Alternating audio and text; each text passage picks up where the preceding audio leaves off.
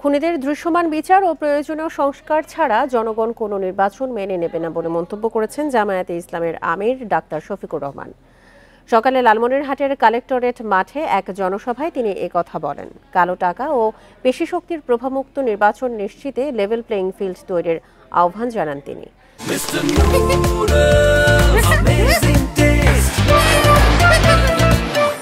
বলেন, ফ্যাসিবাদের পতন হলেও এখনও চাঁদাবাজি দখলবাজি চলছে। তিস্তা মহাপরিকল্পনা বাস্তবায়ন সহ লালমনিরহাটের উন্নয়নে বিভিন্ন পদক্ষেপের প্রতিশ্রুতি দেন তিনি।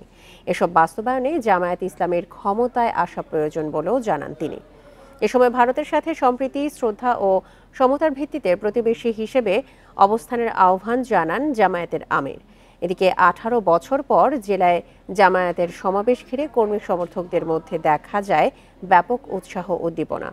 আশপাশের বিভিন্ন জেলা থেকেও সমাবেশে যোগ দেন কর্মীরা। নির্বাচনের জন্য অবশ্যই সমতল মাঠ তৈরি করতে হবে। এই দায়িত্ব পালনে আপনারা আমাদের যত ধরনের সহযোগিতা চাইবেন, সকল সহযোগিতা দেওয়ার জন্য আমরা প্রস্তুত রয়েছি। কিন্তু বিচার আর সংস্কার এই দুটো করে অবশ্যই নির্বাচনের পরিবেশ নিশ্চিত করতে হবে।